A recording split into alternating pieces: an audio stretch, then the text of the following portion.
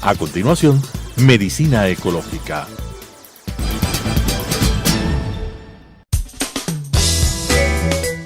Amigos televidentes, es una enorme satisfacción continuar con nuestro programa Medicina Ecológica hacia un nuevo enfoque de la salud pública. En esta vez es grato para nosotros recibir la visita del doctor César Paz Simiño, nuestro gran amigo investigador de la genética y la genómica en el Ecuador. Ya no pertenece a la Universidad Técnica Equinoccial. Ahora se bate en forma independiente y pensamos que le va a ir mucho mejor. Así que con esta introducción vamos a conversar sobre un tema fascinante, sin duda, y de total actualidad: las variaciones del virus SARS-CoV-2. A partir del virus de Wuhan, ¿cuántas mutaciones, y de esas mutaciones, cuántas variaciones importantes tenemos a la vista?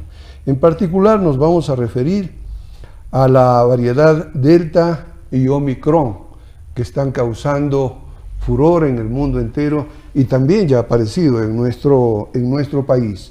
Bienvenido, César.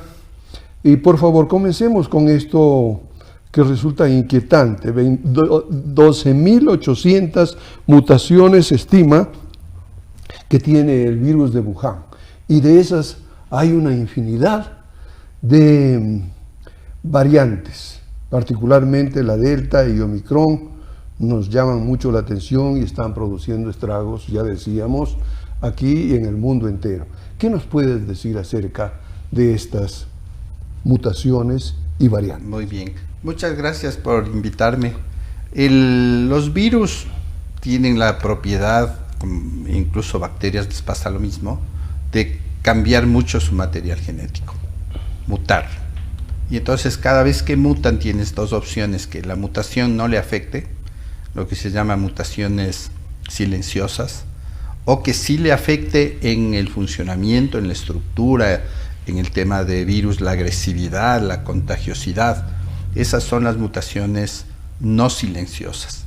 Entonces, dentro de todas las mutaciones que se ha visto del virus desde que aparece, que fue la variante D614, y fue reemplazada en pocos meses por la nueva variante que es la que es, a través de esta se han creado todos los otros hijos del virus, que es la G614. Entonces, lo que ha ocurrido es que estos cambios genéticos se han ido acumulando de tal manera que se ha determinado que unos 12.800 mutaciones tiene el virus desde que apareció.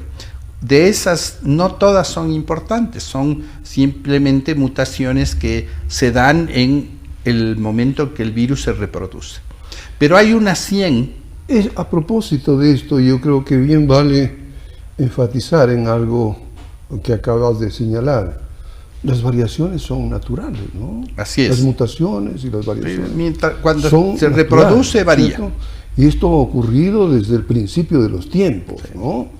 De tal manera que no es una cosa, ¿no es cierto?, que aparece ahora con el SARS-CoV-2, sino que ocurre con todos los virus, con todas las bacterias, con todos los microorganismos, sí, que van cambiando, van mutando a medida que pasa el tiempo. Y esto me permite, es bueno para que nos respondas, y tú lo puedes hacer magníficamente, las diferencias entre la inmunidad natural y la inmunidad adquirida a través de las vacunas. En otra oportunidad nos hablaste de un 5 o 10% de personas que tienen la capacidad inmunitaria natural. De resistencia natural. Resistencia natural, nunca van a tener el virus. ¿Por qué razón ocurre esto? Bueno, termina un poco la idea para coger el tema inmunológico, ¿no? De acuerdo. O sea, si yo tengo variaciones en el virus, estas variaciones son naturales, pueden ser, digamos, alteradas de alguna manera o presionadas a que se aceleren a través de la relación virus-huésped. El huésped, cuando entra el virus, empieza a producir defensas, anticuerpos, y justamente estas defensas hacen que los virus también cambien para sobrevivir. Entonces, en esta lucha huésped-virus se producen también las variantes, son el resultado final son variantes.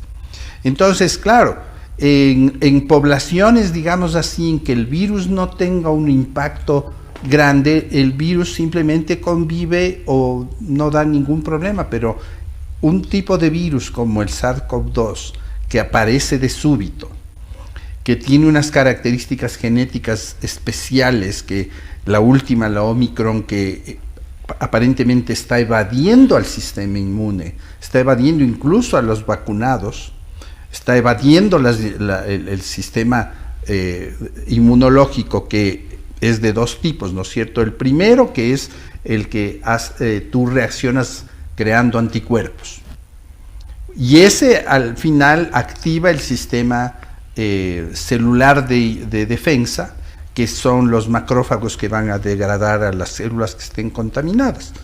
Entonces, es verdad, naturalmente, cualquier población que se vea afectada por un bicho va a tener una resistencia natural, que es el juego genético que tienen las poblaciones. Se ha calculado que para el SARS-CoV-2 es un 10%. Hay poblaciones, por ejemplo, de animales que no tienen esa capacidad de resistir naturalmente y desaparecen. Los sapos, por ejemplo, que les cae un hongo y no pueden defenderse y desaparece la especie, porque no tienen esta capacidad. Los humanos tenemos esta maleabilidad del sistema inmune que nos produce una inmunidad natural. Esto quiere decir que no todos nos vamos a enfermar, no todos nos vamos a morir, y eso es una ventaja adaptativa. Ya, pero nos enfermamos, unos, otros no se enferman, no se van a enfermar nunca, pero los que se enferman también puede haber categorías, graves, leves, moderados. Pueden ser graves. Exactamente. Y pueden ser personas, de hecho, que se mueren, ¿no? Exactamente, que está alrededor de un 5% los que se mueren. ¿Por qué ocurre esta variación? Entonces, esto tiene que ver, eso ya se sabe, justamente con esta dinámica virus huésped, ¿no? El virus, para entrar, necesita anclarse a alguna parte. ¿Dónde se ancla? A las células de las mucosas. Ahí hay una puerta de entrada, que es la proteína ACE2, que es un receptor de membrana, donde se pega el virus. ¿A través de qué? De su proteína S de espiga. Entonces, en este juego ACE2 espiga es donde se dan, digamos, unas interacciones moleculares que permiten a los individuos recibir al virus. Se ha visto que ya hay genes incluso que evitan esta unión y el virus no entra, es justamente las personas que no se enferman. Pero el virus el Omicron, es tan curioso que acumula 50 mutaciones solo en la proteína espiga. Y esto hace que tenga una interrelación con una proteína humana que se llama la furina. Y entonces, al unirse a la furina, se divide y el virus entra. Este es uno de los argumentos que se ha usado para decir que el virus fue creado en laboratorio, porque ningún coronavirus tenía afinidad con la furina. Esto es interesante, ¿no es cierto?, de la furina, la explicación que nos estás dando, porque con esto parece que termina definitivamente esa agria discusión o esa discusión bizantina, ¿no es cierto?, de que era un virus creado especialmente por los chinos para infectar a la humanidad y tantas cosas. Sí, eso no es cierto. Algo que linda realmente pues con las teorías conspirativas. Sí, pero no es verdad. Muy importante lo que tú nos acabas de señalar. Ahora, en esta relación proteína S y receptores, ahí en esa parte, ¿no es cierto?, hay sin duda una explicación concreta de por qué se producen las mutaciones, de por qué se producen estas variantes. Tú nos hablas de 50 variaciones solamente en la proteína. Ese de la Omicron. Ese de la Omicron. Y esto es lo que le hace tan especial. Exactamente. Y puede infectar 10 veces más. Sí, hasta 20 personas, ¿no? 20 personas, sí. Es decir, hasta 20 personas respecto de la capacidad de infectación anteriores que tenía, digamos, la de Wuhan. Claro, y la Delta que ya tenía como hasta 8 veces más. Y la Delta que tenía 8, esta produce... Y esta tiene 20. 20. Claro, entonces... El doble, ¿no? Claro, ese ahora, es digamos, el tema, ¿no? En términos epidemiológicos, ¿qué podemos esperar para el Ecuador concretamente? Bueno, parecería que la Omicron, al ser tan bien adaptada, podría ser la variante que va a dominar. De hecho, por ejemplo, Inglaterra ya tiene el 40% de sus enfermos con Omicron. Tienen ya un muerto con Omicron. Se decía que es una variante que no te produce tanta sintomatología ni tanta agresividad. Esperemos que sí se comporte así y que más bien los enfermos sean no graves. El tema es que de todas maneras, al tener un número mayor de enfermos, esa es la preocupación de los sistemas de salud, que pueden volver a colapsar, porque vas a necesitar todo el sistema funcionando, vas a necesitar cuidados intensivos, porque habrá un 10 a 15% de pacientes que se enfermen que van a tener síntomas graves, no necesariamente morir. Exactamente. Entonces, aquí viene el tema básico, ¿no? La Omicron puede ser que no sea tan agresiva como las anteriores, pero puede colapsar los sistemas de salud porque vas a tener un mayor número de enfermos. Ya. Y entonces, ahí viene el tema de medidas de control. Esto, ¿no es cierto?, está claramente el mensaje para las autoridades de la salud pública en el Ecuador. Y desde el punto de vista de la genómica, ¿qué podríamos hacer? Bueno, la genómica yo creo que es protagonista en este momento de varias cosas. La primera es el poder catalogar las variantes del virus. Ya. Porque pueden aparecer más, o sea, en este juego virus huésped pueden aparecer otras variantes. Hay unas variantes que se llaman purificantes, que son las que al virus le hacen más débil y probablemente desaparezca, pero hay otras posibilidades que se creen variantes mucho más agresivas y que eso tenemos que detectar. Hay países que están secuenciando al 20-30% de sus pacientes. Nosotros tenemos una capacidad de secuenciación genómica más bien baja. Tenemos 3 instituciones que están secuenciando, lo cual también es una buena cosa, porque antes había una. Y eso significa que podemos rastrearle al virus, podemos descubrir nuevas cuestiones en relación al virus. Y la otra parte, que eso es lo que se ha venido discutiendo, es el tema de la función de la genómica en relación a lo que se llama epidemiología genómica, que es cómo el huésped se comporta versus el virus. Qué genes están involucrados en la gravedad, qué genes en las secuelas, qué genes están involucrados en las respuestas incluso a los tratamientos. Entonces, creo que en ese nivel está la discusión, ¿no?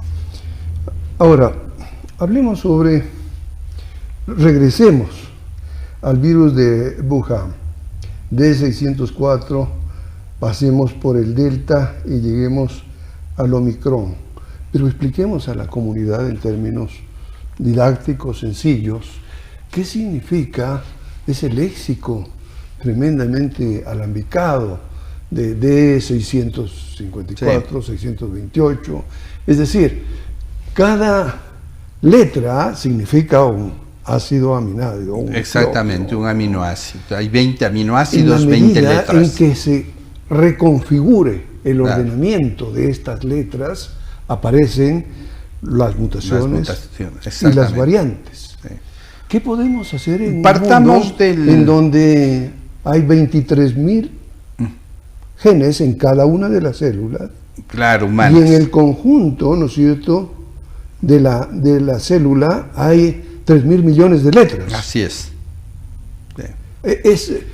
¿Con qué se puede investigar esto? Es decir, me temo que sería necesario pues ya el uso de una computadora cuántica. Sí, bueno, ahora hay varias opciones. Partamos entonces de qué significa la G, la D Ya. y las otras letras que pueden ir apareciendo. La D614, que es la primera que aparece, significa que en la posición D hay un aminoácido específico. En la posición 614 de toda la secuencia del virus. Cuando tú dices D614G o G614, significa que donde había antes una D, un aminoácido ahora X, hay una G. hay hoy otro aminoácido. Ya. Y ese otro aminoácido, el Z, está produciendo una nueva información, una nueva expresión del gen, por tanto un nuevo comportamiento. Entonces todo este tipo de clasificación lo que hace es identificar puntos específicos donde hay cambios, digamos, dramáticos, ¿no? Que cambie un aminoácido es un cambio dramático, porque cambia la lectura de todo el genoma y el comportamiento del virus. En los seres humanos, y está interesante comparar, los virus tienen genomas chiquitos, entonces sus cambios son rapidísimos. Los humanos tenemos un genoma tan grande y tan estable en la evolución que los cambios que vemos más bien producen enfermedades. Entonces, un cambio, una enfermedad, yo que sé, la condroplasia, la hemofilia, la distrofia muscular, las enfermedades raras. Exacto. Que ya se han identificado, según la literatura, cerca de 10.000. Exactamente. Entonces, no vemos nosotros los humanos, en los milenios que tenemos, no hemos visto mutaciones nuevas que provoquen algo bueno. En los virus sí, porque tienen unos genomas tan pequeños que al cambiar producen nuevas características que se adaptan al huésped tan potente, porque es un huésped potente el humano. Y entonces ellos pueden cambiar rapidísimo, los humanos no. Entonces lo que hacemos es, tenemos un sistema espectacular que es el sistema inmune, que se amolda al nuevo virus. Y de hecho te defiendes. Hemos dicho que hay un 10, que hay 15% de personas que no se van a enfermar. ¿Por qué? Porque esta maleabilidad que tiene el sistema inmune hace que te defiendas. Pero el resto de población necesita un coadyuvante, en este caso la vacuna. Ya. Ahora te voy a preguntar algo que se sale de tu campo de conocimiento, de tu especialización como genetista y genómico, acerca de por qué hay tanta duda respecto de las vacunas y tenemos movimientos mundiales antivacunas. ¿Qué es lo que está ocurriendo realmente? Sí, esa es una buena pregunta y un absurdo de comportamiento poblacional, ¿no? Las vacunas han demostrado que han sido una defensa para la humanidad. Imagínate que si solo comparamos hace 500 años, cuando llegan los españoles de América, la viruela diezma la población. Ahora ya no ocurre porque ni siquiera existe viruela. ¿Por qué? Porque hay una vacuna que logró eliminar el virus. Erradicar definitivamente el virus. La poliomielitis, Ya. lo mismo. África recién hace 2 años eliminó. Entonces las vacunas han sido un beneficio. Te protegen la salud, te protege la gente que te rodea. Pero al mismo tiempo hay un movimiento de no hay que vacunarse, hay que respetar la naturaleza. O sea, que me enfermo, me muero. Y dices, pero para eso está la medicina, porque hemos creado la exigencia social, ha creado una rama del conocimiento, que es la medicina, que lo que ha hecho es mejorar la calidad de vida, aumentar el tiempo de vida de las personas, curar, y eso es a través del desarrollo tecnológico. Las vacunas son solo una expresión de ese desarrollo tecnológico, y el beneficio directo está en las personas. Entonces, oponerse a las vacunas cuando hay una pandemia me suena un poco como tremendamente no solidario con la gente que sí se puede morir con un virus así. Entonces dices, yo no me vacuno porque soy súper poderoso, porque no creo en su tecnología, y me convierto en un individuo que o me puedo morir si no estoy vacunado, o puedo contaminar a otros que sí se pueden morir. Entonces ahí viene toda una discusión ética de tu función ético, social como individuo. Entonces los individuos deberíamos protegernos. Ahora, ¿qué papel le das tú a esto que se ha dado en llamar la infodemia? Es decir, una especie de catarata o tsunami de información Exactamente. falsa, ¿no? Sí. Y claro, ahora con el protocolo HTTP nos podemos comunicar, ¿no es cierto?, con el mundo entero. Resulta fácil poner en nuestro teléfono cualquier cosa, ¿no? Sí, y de hecho hace daño. Claro, el tema es que como tienes libertad de poner cualquier cosa, y a veces ya no importa si tú tienes fundamentos a veces científicos, te interesa más tener prestigios en las redes. Entonces cualquier persona que tenga prestigio en una red, un tiktokero, un tuitero, uno facebookero, dice yo creo esto y empieza a reproducirse como virus pandémico, ¿no? Sí, sí. Y es atroz porque no tiene un fundamento científico. Por eso es que siempre decimos, cree lo que está fundamentado en ciencia real, en la ciencia que manejamos, la ciencia formal, no lo que dijo alguien que no tiene estudios en eso, que no tiene experimentación sobre lo que está hablando. Entonces ese es un peligro de alguna manera, esta gran bulla que hacen los antivacunas, ¿no? Porque hacen bulla. Lo mismo que pasaba con los antitransgénicos, porque más o menos por ahí van. Dicen que las vacunas no sirven porque tiene tecnología transgénica, entonces la tecnología transgénica es mala, cuando está demostrado que no es verdad, que la tecnología es buenísima. Ahora, yo no quiero defender a los antivacunas, pero te pregunto, ¿es posible que también se deba al hecho de que en el curso de la investigación científica sobre las vacunas ha habido en muchos casos investigaciones incompletas, no bien hechas, ¿sí?, que han perjudicado a las personas y también a los animales? En esto tengo una experiencia práctica, es decir, cuando vacunamos el ganado vacuno con la vacuna antiaftosa, eso en vez de mejorar la situación de la ganadería, la empeoró. Entonces yo digo, de pronto también hay que ser críticos en este sentido, ¿no? De hecho, no siempre las investigaciones científicas son bien hechas, para decirlo en forma sencilla, ¿no? Yo parto de que la investigación por sí mismo no es el problema, porque la investigación tiene los elementos y herramientas tecnológicas para resolver un problema. El uso del conocimiento, eso es un problema, porque puedes tú usarlo de una manera o de otra, en beneficio o no beneficio. Entonces creo que ahí viene la temática. Yo confío en todo lo que es investigación, en todo lo que es información, apoyo esas situaciones, apoyo el tema de vacunas, porque conozco el intrincado mundo ese. No necesariamente siempre ha sido eficiente, pero ¿qué habría pasado si no tendríamos la eficiencia que tenemos? Si no tenemos esta opción de la vacuna, sería un desastre el tema de salud en este momento. Ahora tienes toda la razón, mi estimado César, cuando tú dices en sí la investigación no es la responsable. Quizás son los que financian estas cosas. Así es. ¿no? Y que no son científicos, son los que ponen el dinero para la investigación. Exactamente, ¿no es y en cierto? eso sí hay un mercantilismo, se ha desatado un mercantilismo espantoso alrededor de esto, ¿no? Se estima que solamente una de las empresas que ha participado en las vacunas, en la producción de vacunas, investigación y producción de vacunas, ha ganado 2 veces más el presupuesto del Ecuador. Así es. Es una cosa monstruosa. Y bueno, terminemos se nos ha terminado el tiempo.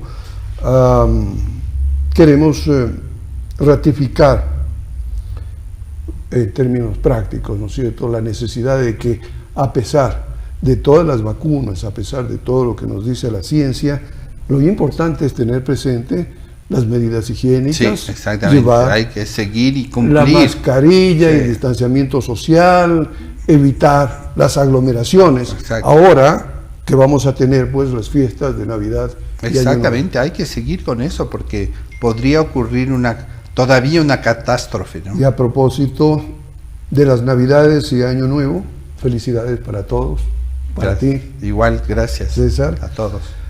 Y que tengamos más suerte el 2022. Muchas gracias por su atención. Lógica